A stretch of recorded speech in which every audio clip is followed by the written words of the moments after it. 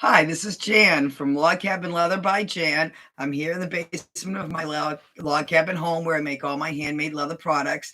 And today I'm here to talk to you about American Indian Heritage Month. If you don't know, the whole month of November is celebrating the American Indian heritage. And so this month I'm going to be sharing all sorts of things about my connection to Mount Piersarge Indian Museum, which is located in Warner, New Hampshire, and how that has become very important to me. And so I'm going to share information about that. Today I'm going to talk a little bit about the museum itself and the programs we offer. This entire month, 10% of all my sales will be donated to the museum because I think it is such a worthy cause. And I'm going to go over today. Each week, I'm going to be sharing some more information about the museum and my connection to it and how that's influenced my products. So that's what I'm going to go over today a little bit more. I have some of my native products down here on the table. So the whole month here, each week I'm going to have a different topic. So again, today is going to talk about how I became involved in the museum and my connection to it. Next month, I'm going to talk about how birds are important to the Native American culture and how they have influenced my work as well. The third week, I'm going to talk about a little bit more about the Southwest, some important facts in history that a lot of people don't know, and how it has affected our history, World War I and World War II, and how Native people were important to that a lot of people don't know. And then the last week, I'm going to talk about the true story of Thanksgiving. A lot of people don't really know the true story of what happened at Thanksgiving. And so I'm going to be sharing a little bit more information about that. So today, again, Mount Kearsarge Indian Museum is located in Warner, New Hampshire. It is a beautiful museum. Powwow magazine has rated it number 6 of all the Indian museums in the entire United States. It is really a must-see if you're in this area or if you're traveling through this area. It is an absolutely beautiful museum. Now, I've got to say, it is, it's not really far off the main road. I mean, off of the main highway, it's about 2, maybe 3 miles. So it's not hard to get to if you're in the area.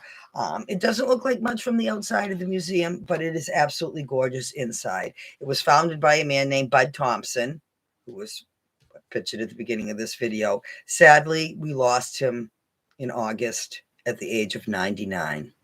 Now, he did not actually start the museum until he was in his 70s, but it had been his lifelong dream. When he was a young child, in second grade, as a matter of fact, a native, Chief Sachem Silverstar, who was from the Wampanoag tribe, the very same tribe that the Pilgrims first met when they came to this country in Plymouth. So it has a connection to that too. So I'm going to talk about how that influenced his life. And then he found a arrowhead in a cornfield with his grandfather. And between finding those two things, that connected him to the Native American culture. Like me, I do not have any native blood. Bud did not have any native blood, but it became his lifelong desire and dream to start this museum, which he did, and it is incredible. When the museum just opened in 91, it started with his own personal collection that he had traveled around the country as a singer and had collected things on his way and had, gathered them up and written down who they were made from and, had all the information on them. So when the museum opened, it was his own personal collection. Right now, like I said, we've grown to be number 6. I mean, this is some of the beautiful things we have in the museum. This is a porcupine quill work. This is a calendar that is actually put out a number of years ago, but it is not by our museum actually, but it has beautiful. That's the picture of the museum itself. It's not very fancy from the outside, but once you get inside, boy, is it beautiful. Now, the museum, we offer all sorts of different programs at the museum, so that's what I'm going to go over today a little bit, is the type of programs we offer. I am actually the senior educator there. I started working in the museum in 2012, but prior to that, as a teacher, we took our classroom. I was a first grade teacher at the time. We took our classrooms there from Loudon, New Hampshire, the first year they opened, and I had been connected to it ever since. I mean, in some of the powwows and different events I would volunteer for. One year I helped volunteer and do some summer programs and classes and things for the museum itself. Right now, I give guided tours inside the museum, as do many others. I also do the Medicine Woods tour, which is an outside guided tour that we do for groups. Not as many people do that. I do the outreach program, which is a traveling program that I take on the road for the museum with a PowerPoint exhibit if you want hands-on things to touch, geared to different groups. Again, sometimes kindergarten or things, they don't want the PowerPoint or whatever. They just want the hands-on and a little talk. Somebody just called this year and wanted something more on storytelling. That's certainly something we can do. Most of those programs are the things I do traveling for the museum. We also this year we started virtual tours because a lot of schools that had come in the past because of COVID and so forth could not come this year. Now we do virtual tours, and that can be geared many different ways. You can tour the entire museum, and basically we're taking a tablet and we're walking you through the museum like we would if you were on a tour, and showing you things as we go. It can be geared to one region of the museum. The museum covers the entire United States. So 7 different areas of the United States. We can gear it to one region. A lot of schools want just the Northeast region, things like that. Another group wanted more of the woman's perspective and how how women fit into the culture and that kind of thing, because it was for a women's group. We can gear the programs to what you're interested in. Same thing with the outreach program, the travel program. We also do workshops and have live demonstration and have lectures. We have somebody coming in, November 6th is coming in to talk about dream catchers and things like that. The following week, I'm actually teaching a class at the Indian Museum on making wampum bracelets, what wampum is, how it originated, and then you actually make a project with me. In the past, they did that as a virtual class. So we've done some of those too.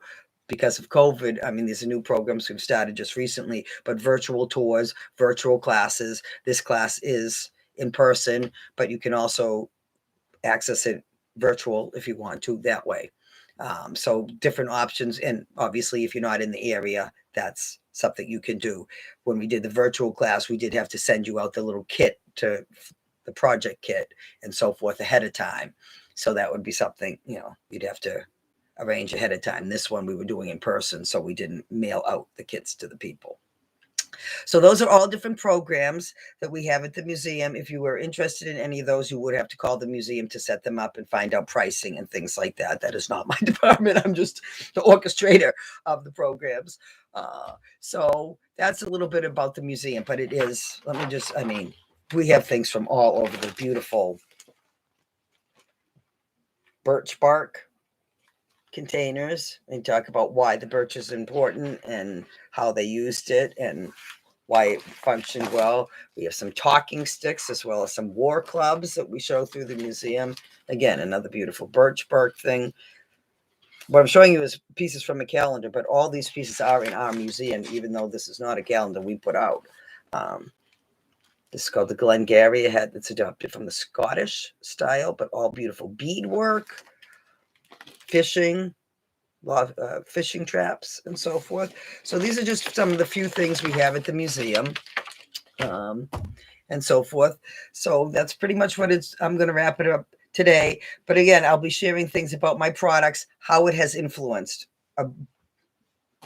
American Indian history and Native American culture has been a big influence on my work. If you see me at a craft show, most people, just upon seeing it, think there's a Native connection and so forth. And like I said, I really don't have any Native blood, but in my heart, I really believe in some of the philosophies and some of the ideas and stuff they had were, right on what we need to be doing today. So I'll be sharing more things like that, some more of the products I make, how, the Indian Museum has influenced those and so forth. And like I said, 10% of everything I sell this month will be donated to Mount Kearsarge Indian Museum. I have several in-person shows here in New Hampshire this month, so sales from those will be donated to the museum. I also have my website, logcabinleatherbyjan.com. So anything you buy on that website will be donated. 10% will be donated. So again, in some of these other videos, I'll be going over a little bit more of the types of things I make.